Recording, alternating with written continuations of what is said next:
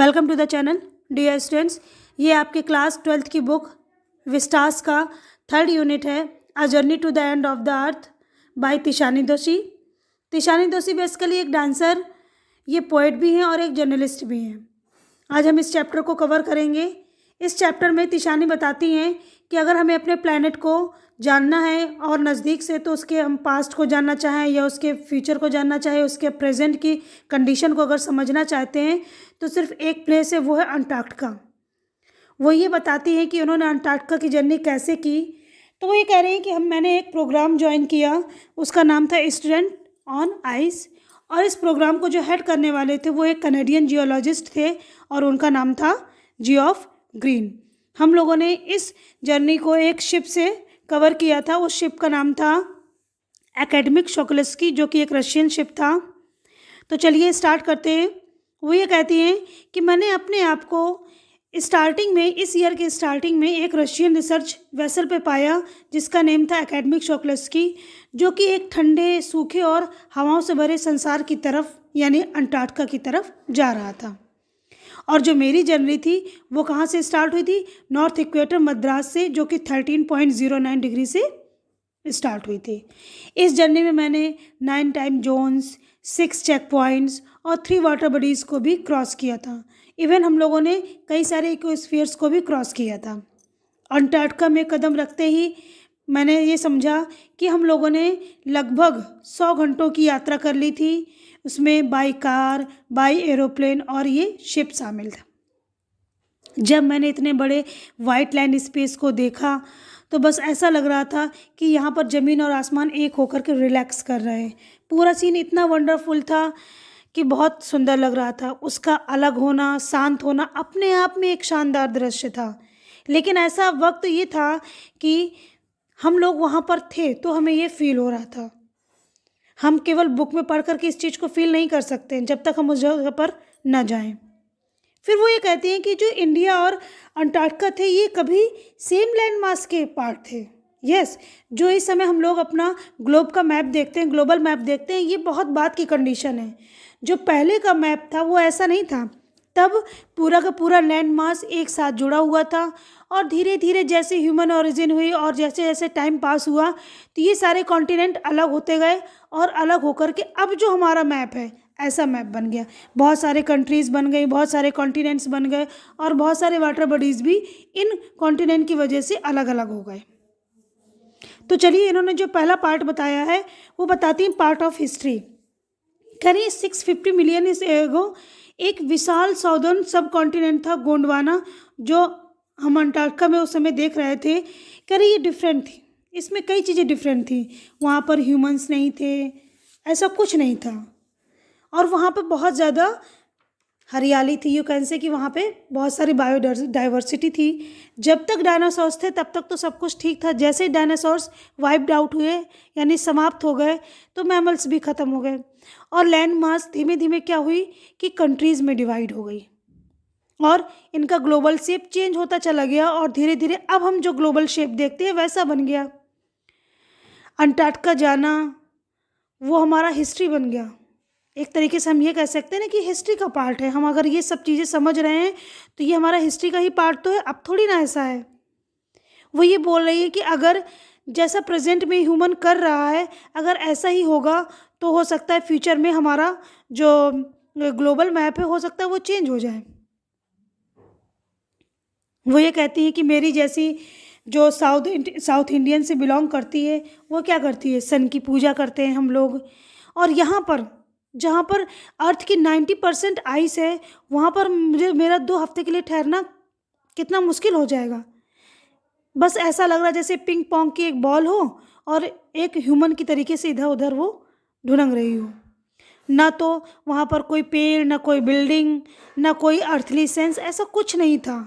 बस वहाँ हम देखना चाहे तो माइक्रोस्कोप की तरीके का सीन भी देख सकते हैं और अगर पूरा लैंड स्पेस देखें तो ब्लू व्हेल की तरह के बड़े बड़े ग्लेशियर्स भी हम वहाँ पर देख सकते हैं।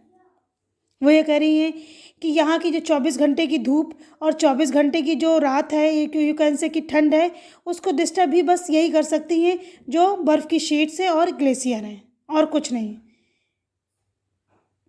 चलिए अब आते हैं, इनका दूसरा पॉइंट है वो है ह्यूमन इम्पैक्ट। वो कह रहे हैं कि जो ह्यूमन सिविलाइजेशन है लगभग 12,000 वर्षों पहले स्टार्ट हो गया था, और ये जो समय है अगर हम ज्योग्राफिकल क्लॉक में देखें तो ये कुछ सेकंड के हिसाब से ही है, और इतने छोटे समय में हम लोगों ने कितना बड़ा डोमिनेंस अपना क्रिएट कर लिया। हमने अपने विलेज, टाउन्स, सिटीज़ डेवलप करके अपने डोमिनेंस को कितना बढ़ा लिया है। और पॉपुलेशन जो हमारी इंक्रीज़ हो रही है इसकी वजह से हमारे पास तो रिसोर्सेज तो लिमिटेड ही हैं, तो सर्वाइव करने के लिए हम लोग जो ये फॉसिल फ्यूल्स को जलाने की जो कर रहे हैं सिस्टम, इसकी वजह से क्या हो रहा है कि जो वर्ल्ड है उसके ऊपर CO2 की एक ब्लैंकेट जैसी पूरी छा गई है, और ये निश्चित है कि इसकी वजह से जो हमारा ग्लोबल टेम्परेचर है वो इंक्रीज़ होता चला जाएगा। In present time climate change तो एक हॉट टॉपिक है हमारी डिबेटिंग के लिए, हम लोग बहुत सारे पॉइंट्स पे अब डिबेट करते हैं। फिर वो ये कहते हैं कि ईस्टर्न आइस पर जो मैंने प्रोग्राम ज्वाइन किया था वो एक एम था हाई स्कूल के बच्चों का, और इसमें लगभग 52 स्टूडेंट्स थे, जैसा हम लोग पहले पढ़ चुके हैं कि इसको जो हेड करने वाले थे वो जियोफ ग्रीन थे। वो इसके आगे बताती हैं कि इस प्रोग्राम के सक्सेस होने का जो रीज़न है वो है क्या, साउथ के पास जाना, उसको फील करना और वहाँ जाकर के उसे इफ़ेक्टेड मत करना। बस यही हमारा एक सबसे बड़ा मोटो था कि हम उसको पास जा कर के उसको फील करें कि जो हमारी एक्टिविटीज़ हैं, ह्यूमन एक्टिविटीज़ है, उसकी वजह से फ्यूचर में क्या हो सकता है, और जो ये बच्चे हैं उस चीज़ को फील करके इन फ्यूचर शायद उस चीज़ को रोक पाए। अंटार्कटिका तो अपने आप में एक सिंपल इकोसिस्टम है, और बायोडाइवर्सिटी ना होने की वजह से एक ऐसा परफेक्ट प्लेस है जिससे हम अपने पास्ट और प्रेजेंट और प्लस फ्यूचर का भी पता लगा सकते हैं, हम अपने इसकी स्टडी कर सकते हैं। वहाँ पर एक घास है जिसे हम बोलते हैं फाइटोप्लैंक्टन, वो एक प्रकार की घास है, और ये क्या करती है कि सस्टेन करती है, साउथ जो ओशन है उसकी फूड चेन को मेंटेन करती है। ये एक कोशिकीय पौधा है, यानी कि यूनिसेलुलर पौधा है, जो क्या करता है, सन से एनर्जी यूज़ करता है, और एसिमिलेट करके सिंथेसिस करके ये ओजोन है, जो ओजोन के डिप्लीट होने की वजह की जो कार्बन डाइऑक्साइड है उसको कम करता है। अगर ओजोन लेयर ऐसे ही डिप्लीट होती चली जाएगी तो इसकी एक्टिविटीज़ पे भी इफ़ेक्ट पड़ेगा, और इसके ऊपर इफ़ेक्ट पड़ेगा तो पूरी साउदर्न पार्ट का जितना भी हमारा वाटर बॉडी है उसकी फूड चेन पर इफ़ेक्ट पड़ेगा। इसके बाद में वो अपना लास्ट पार्ट बताती हैं, वो है walk on the ocean.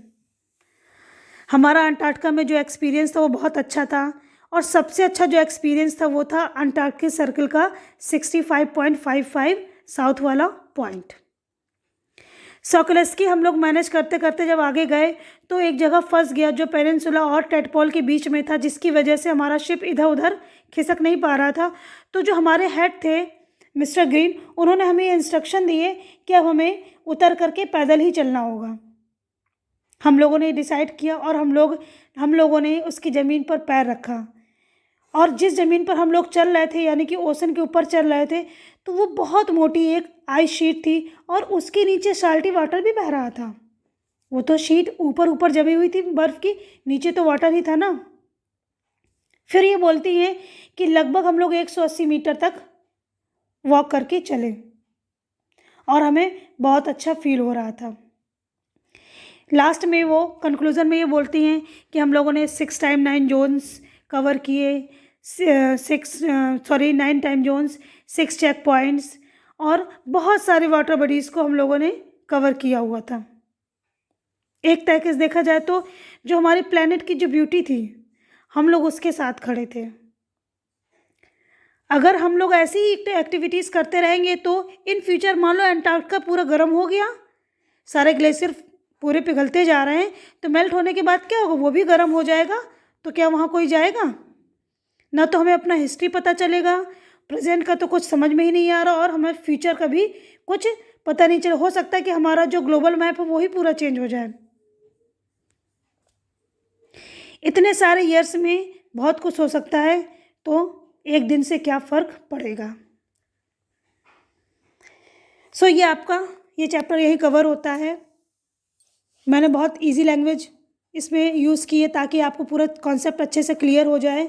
I hope आपको पूरा चैप्टर अच्छे से समझ में आ गया हो और अपने आप क्वेश्चन आंसर्स को बहुत अच्छे से अटेम्प्ट कर पाए। Thank you so much for watching.